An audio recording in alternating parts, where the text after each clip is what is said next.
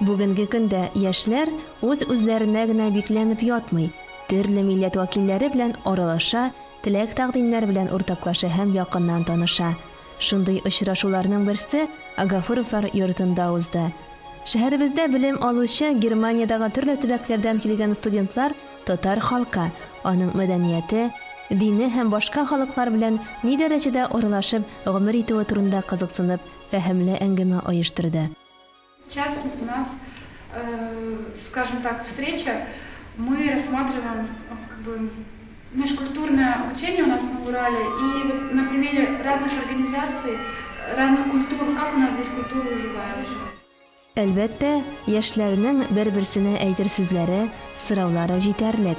Тәрҗемәче кыз фикерләрне тапшырып кына җитешсен. Татар яшьләре дә кунакчыллыгын яшерми, чәй табыны янында рәхәтләнеп күбәләкне дә сузып җибәрә.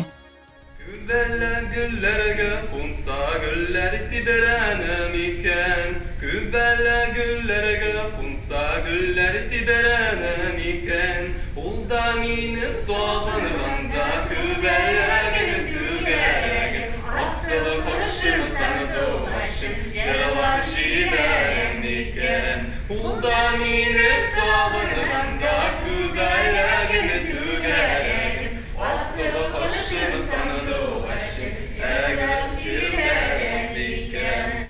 Әйтергә кирәк, яшьләр тормышы шулай төрле кызыклы һәм кирәкле чаралар, очрашулар белән җанлана бара. Иң мөһиме, киләчәктә милли җанлы, иманлы шәхесләр булып, халкыбызның данын күтәреп яшәсеннәр дибез.